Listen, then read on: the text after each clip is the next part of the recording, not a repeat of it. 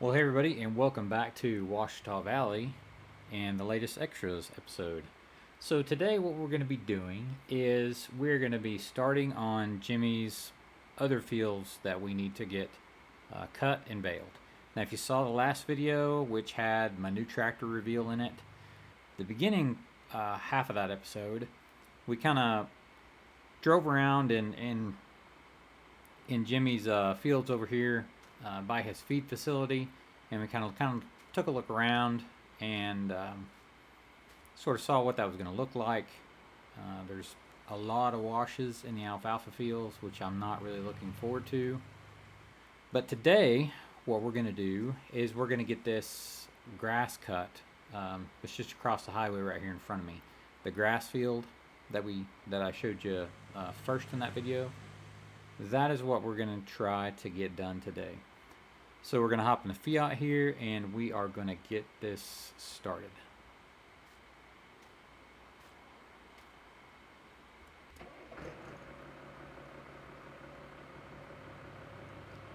Alright, here we go.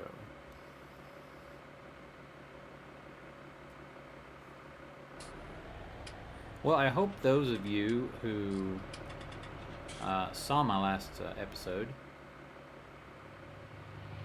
I hope that you enjoyed it. I had quite a few views on it, which is always good. I think I gained a handful of new subscribers, which is very cool, and thank you very, very much for that. I appreciate that. But I'm curious, I have not heard from anybody yet what you thought of the new tractor. So, tell me what you think down in the comments. What did you think about the new tractor? Was it what you were expecting? Have any idea? Let me know what you think. Alright, let's get this thing unfolded here.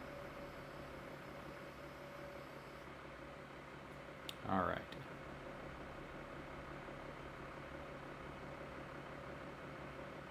So, let me think about this again.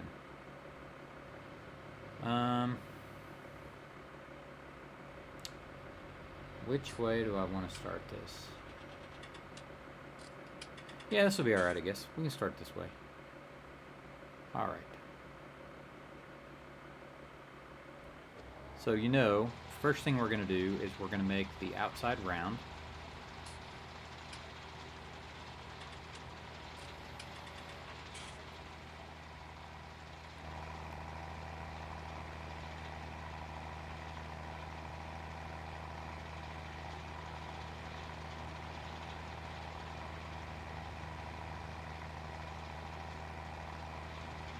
I'm going to try to talk to you guys and concentrate on doing this at the same time, which may be a mistake, but we'll see how it goes.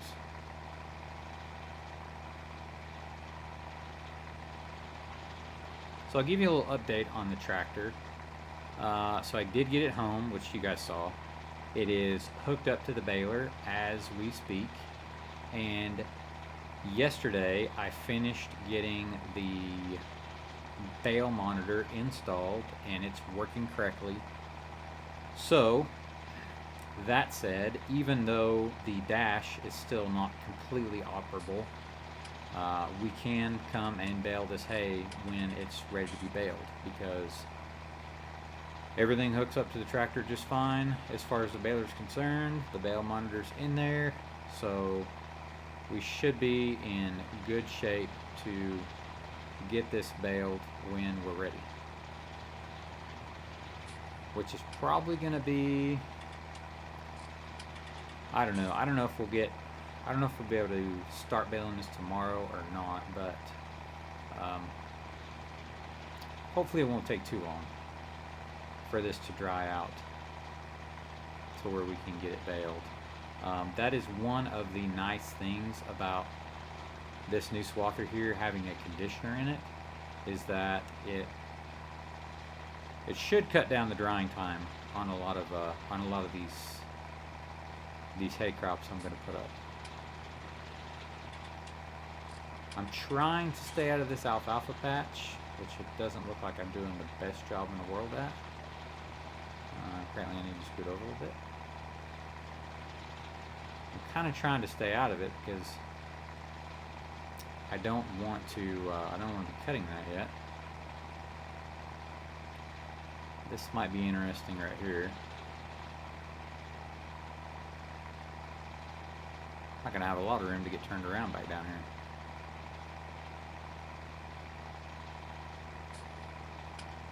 But I do kind of need to cut it. So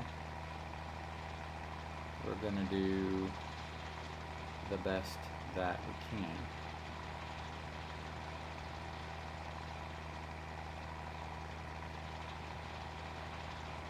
I think these outside rounds here may be kind of a mixed grass by the time I'm done.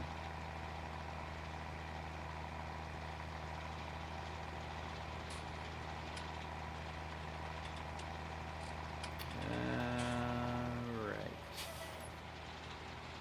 I think that's probably about as far as I'm going to try to go. So let's see here.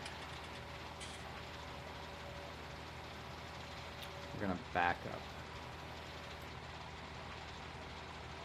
See if I can do this without wrecking anything.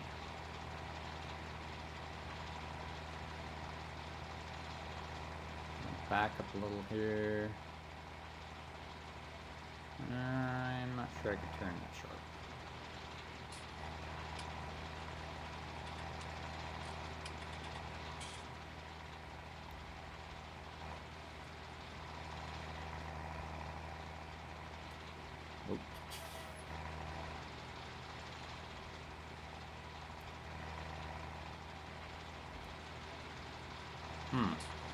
With a bit of predicament here.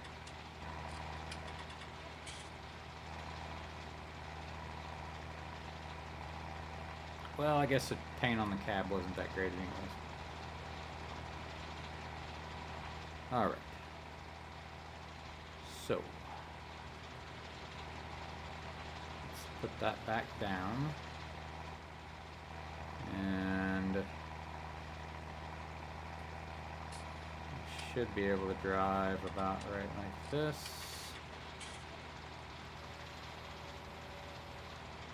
Okay, here we go.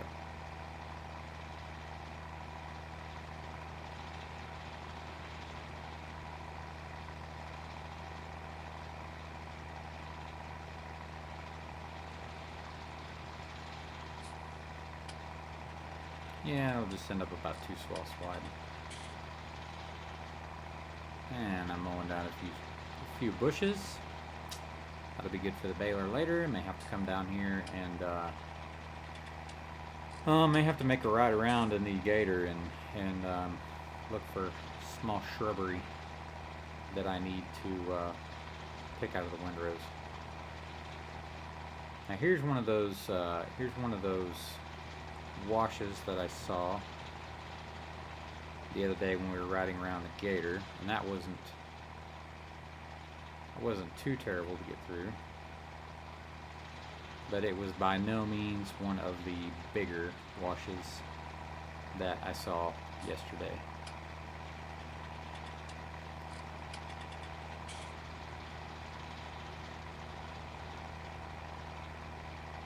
I was glad to hear in a couple of comments on my last video that you guys kind of enjoy the longer episodes, and I must admit the longer episodes are a little easier to film, because I think sometimes I just can't get enough worthwhile stuff into a 20-minute or even sometimes a 30-minute episode. So I'm glad to hear that those of you who do enjoy the series and the channel, that you don't mind videos that are a little bit longer. It's definitely a lot easier to develop and carry on what I'm really doing in a longer episode.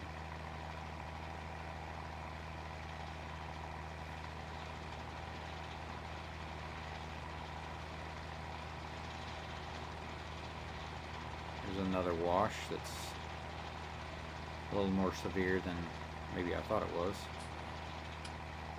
If you notice there, you can tell the swather bounced kind of hard. So the swather, it actually is spring loaded, so there's big springs back by the two wheels, and the header, which is the part that does the cutting and the conditioning. If you guys don't know, the header actually floats, and you can adjust those springs if you want the header to float more or less, and that way it will float above the ground, so it's not always dragging the ground, and it will also have a little bit of bounce, and it'll give you a little bit of kind of like suspension.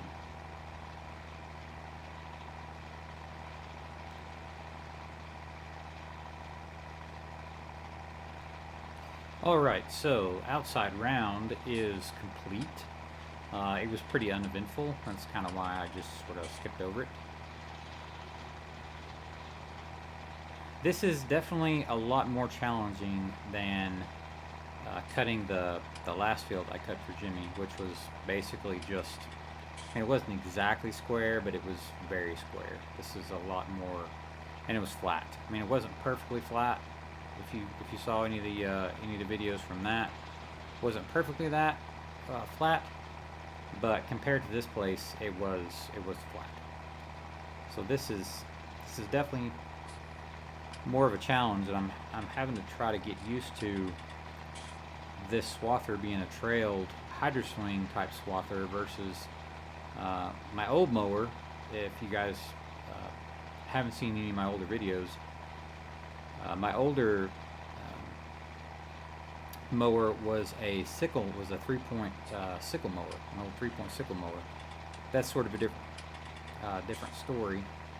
If you guys are interested in knowing more about my hay equipment that I started out with and what's been upgraded and what hasn't been upgraded, I would encourage you to go back and take a look at some of my earlier episodes.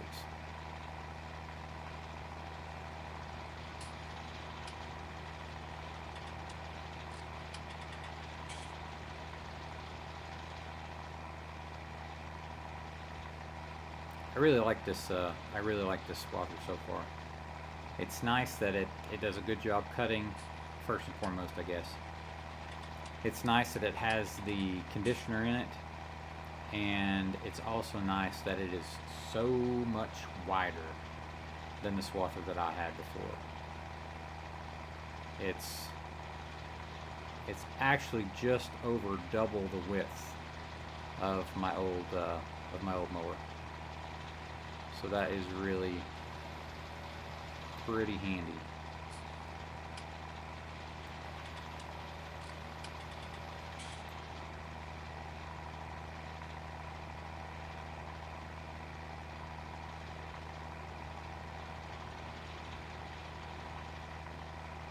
So I'm going to let you in on a little bit of what is coming up. So there's going to be a few different, well, this is what I'm planning.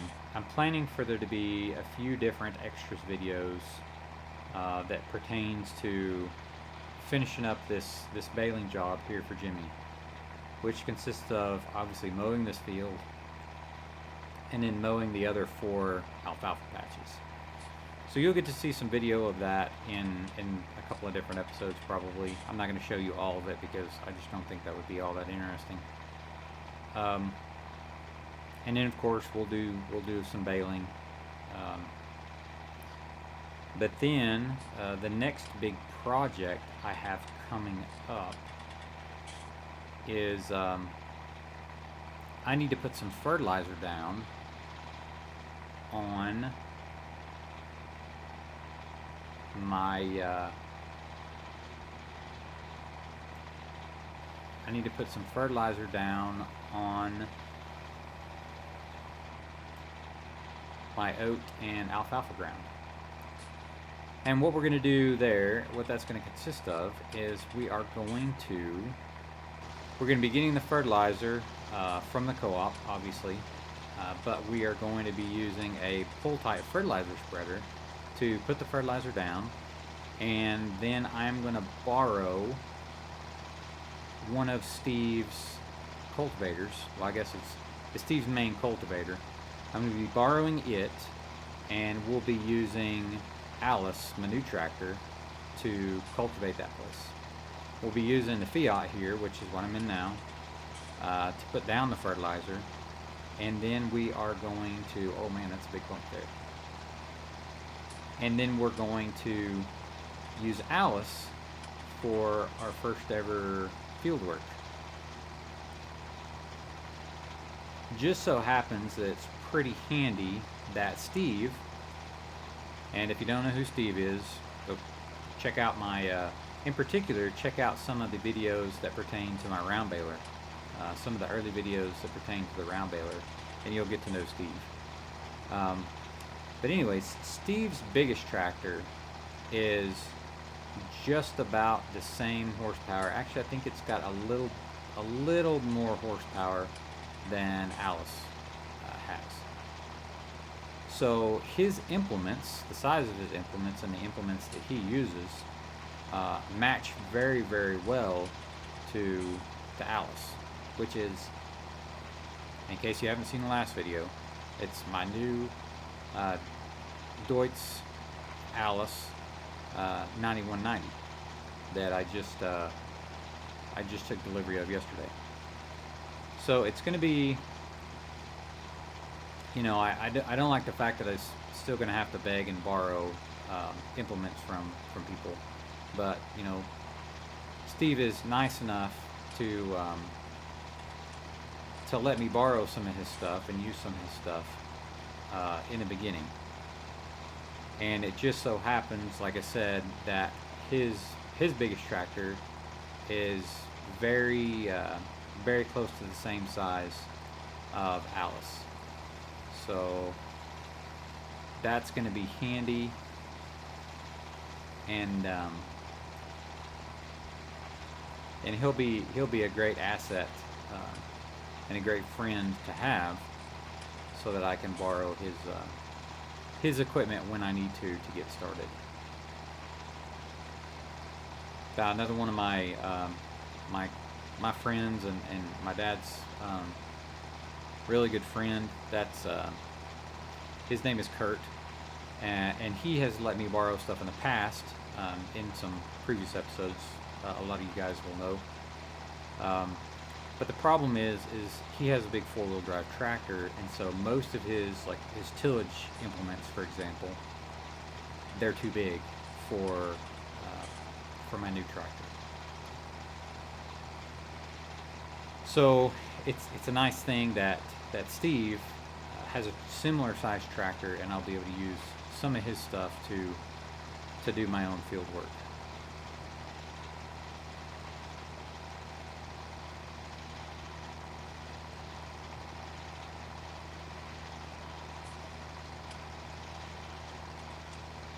I haven't really decided yet exactly how I'm going to be cutting this field. Now, my instinct tells me to go right back there to where we mowed down or we swathed down the side of the alfalfa, and use that as my straight line, because that's, for one, it's a fairly straight line. And for two, the straight line over here in front of me that runs along this tree line, I mean, that's sort of my first thought. But when I actually went down it a few minutes ago, there's a lot of bushes, and so what looks like a straight line is not actually a straight line. So I'm not 100% sure exactly how I'm going to do this, but I'm thinking that I'll probably, when I get back to the corner up here, after my fourth outside round, because that's what I'm doing. I'm gonna mow 4 outside rounds here before I get started going back and forth. When I get back over here, I'm going to taxi back over by that alfalfa, and we will work back and forth along the alfalfa field.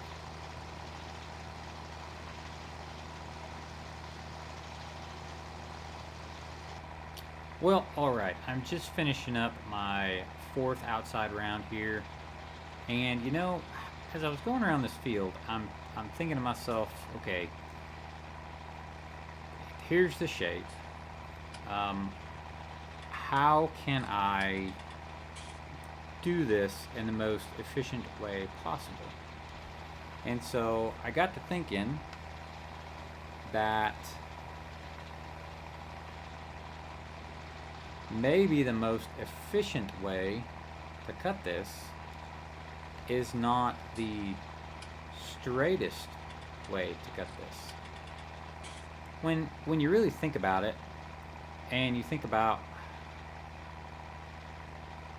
efficiency when it comes to cutting hay, you can gain efficiency, one, by using speed, so you can drive faster. You can gain efficiency by width, so you can gain you can use a mower that is wider than another mower, and that's another way to gain efficiency. But when you only have when you have a tractor that you have to use, and when you have a mower that you have to use, such as this tractor and this mower that I have to use because this is what I have. Another way you can gain efficiency is by maximizing the amount of time that you're cutting versus the amount of time that you are turning. And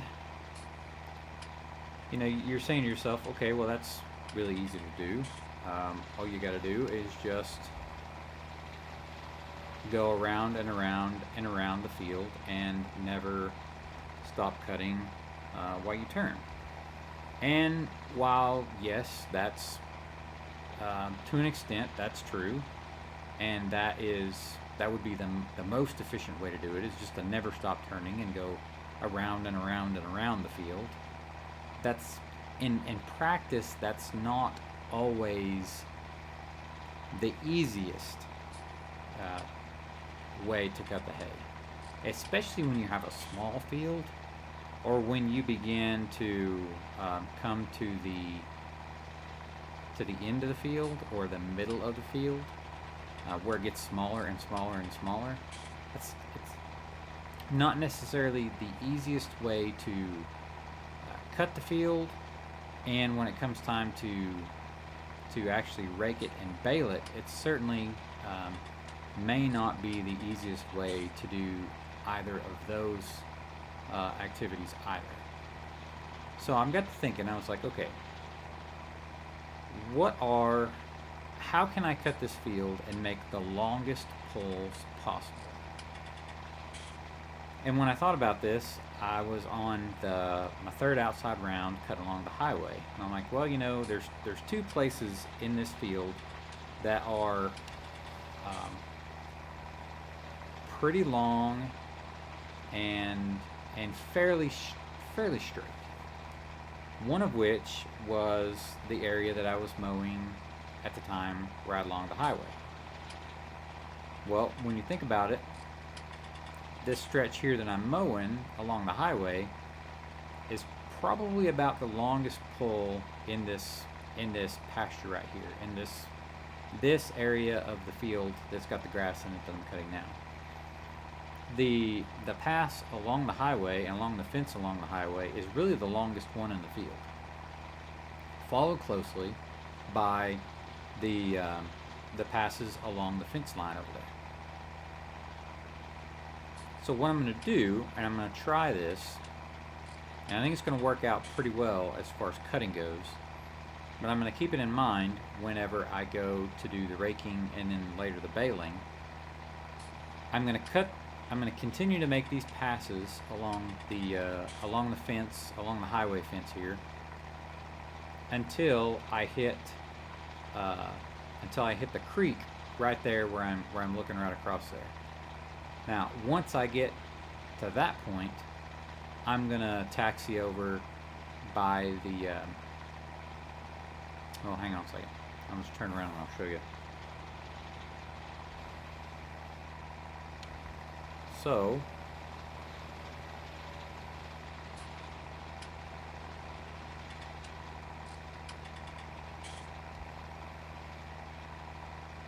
So once these passes meet the outside round passes that I cut just straight over there, at that point,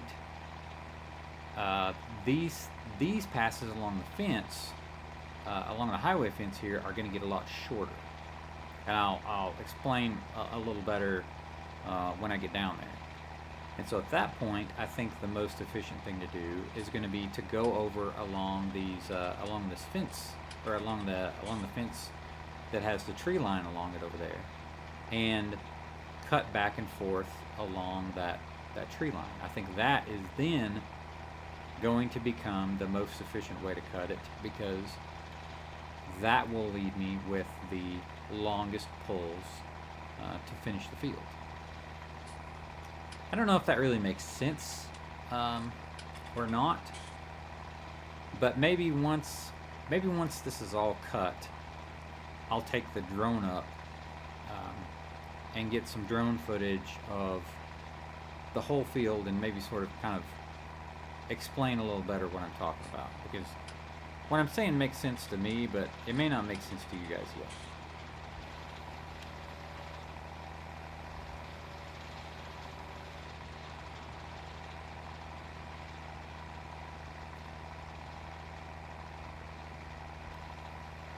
It's this type of cutting that really makes this HydroSwing swather shine, and really makes it handy, because it's just so much easier. While it's not 100% efficient and it's not perfect efficiency to, get to the end and pick up and swing around and turn around and set back in, while it's not the maximum, most efficient way to cut this field, it certainly is a lot easier than constantly going around and around and around and around the field.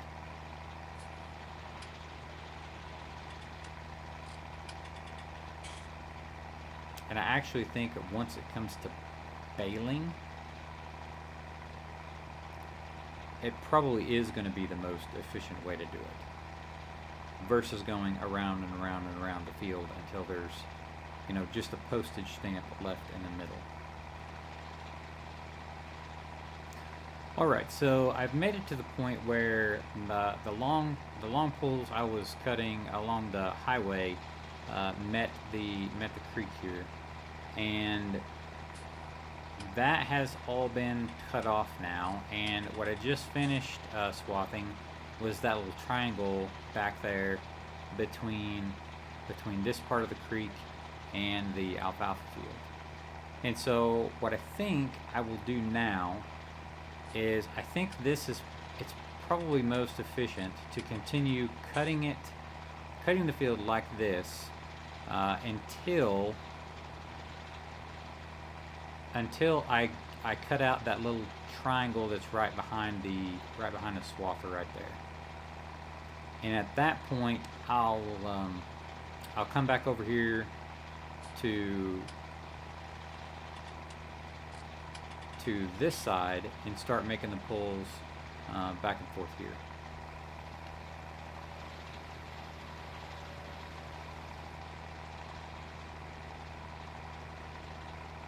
I'm pretty interested to see how this turns out when I go to rake it and bale it. I don't know. I think so far it's going to work out pretty well, but I've been known to be wrong.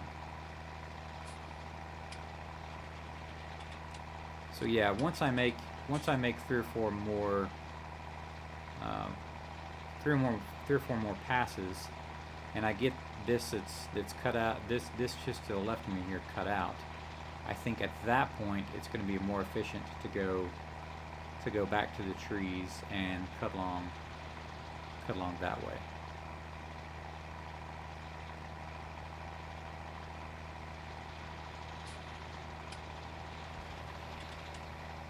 I got to be careful when I pull this this swather through the windrows that I've already laid down, because if I'm not kind of careful, the grass that I've already cut in the windrow will get stuck in the cutter bar, and it will jam the cutter bar up, and or not really jam it up, like it could jam it up, I guess, but it'll just sort of clog it up, and it will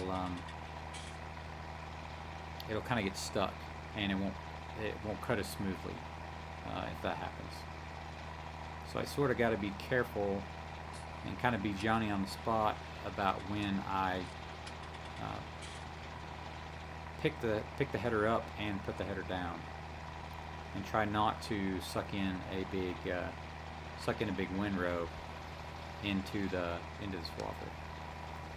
Now, from what I know about disc bind type swathers, that problem doesn't really matter as much for those type of swathers, because even if you do run through a windrow that's already been laid down, those cutting discs are spinning so fast it really doesn't matter. It just picks the hay that was in the windrow that's already laid down, just picks it up and shoots it right out the back. So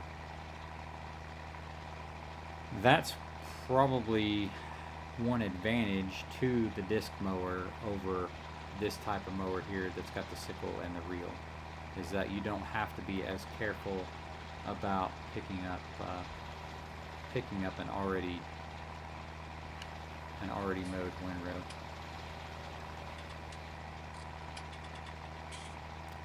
Alright, so I'm thinking maybe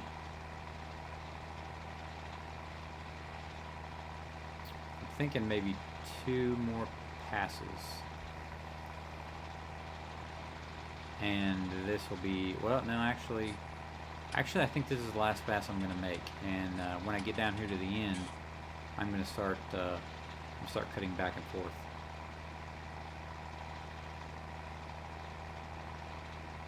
Over here.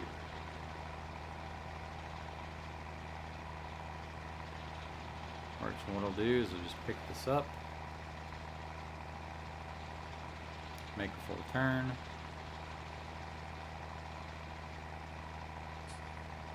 and I'm going to set back in right here.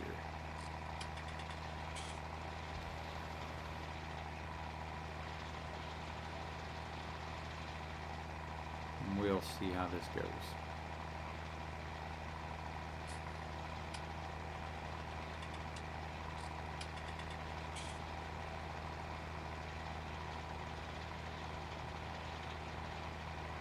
I haven't really ever had to worry about this problem before, because, as I mentioned a few minutes ago, you know, my previous mowers, for those of you who don't know, my previous mower was the 3-point sickle mower, and it was really narrow, and I really didn't have a choice of how to cut a field. I just pretty much had to go just around and around and around the field.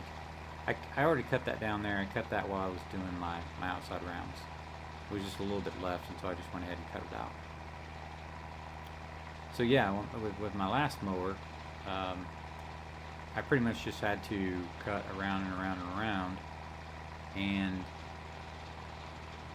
I forgot to put my mower down because I was talking. But anyways, my only option was to just mow around and around the field until I just got to the center, basically, and then I'd be done. But with this Hydro Swing, I have the option to kind of cut the field however I feel is most efficient. There we go, I got it down that time. Now we're actually doing something.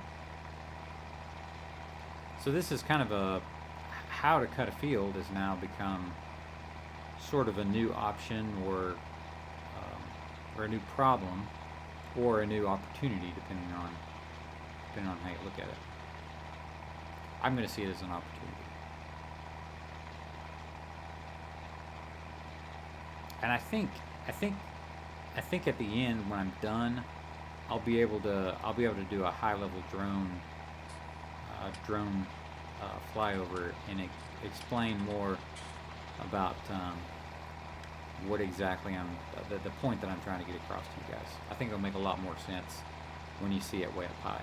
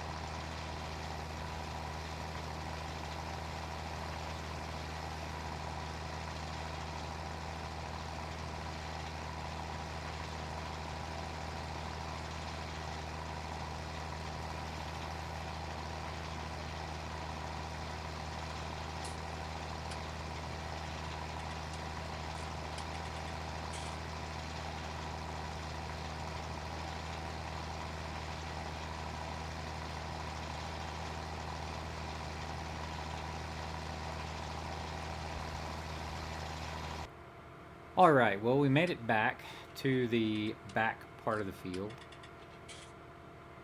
And now I'm going to take the drone up and I'm going to show you, I'm going to try to get some footage of the field, the other side that we just cut, and try to explain a little bit better what I was talking about when I was mentioning how to cut the field in the most efficient fashion. Alright, so here we are in the northeast corner of this field. So we have the pickup and the feed facility over to our right here. I don't know if you can see it or not. Now it looks like the trees have it covered, but our tractor is over there through the little gap in the trees. And so what I was trying to explain earlier is when I was trying to decide how to cut this field in the most efficient way possible from a time standpoint, what I was looking for was how can I make the most amount of long pulls and minimize the amount of time that I'm spending turning around. So what I decided to do was cut along the highway first.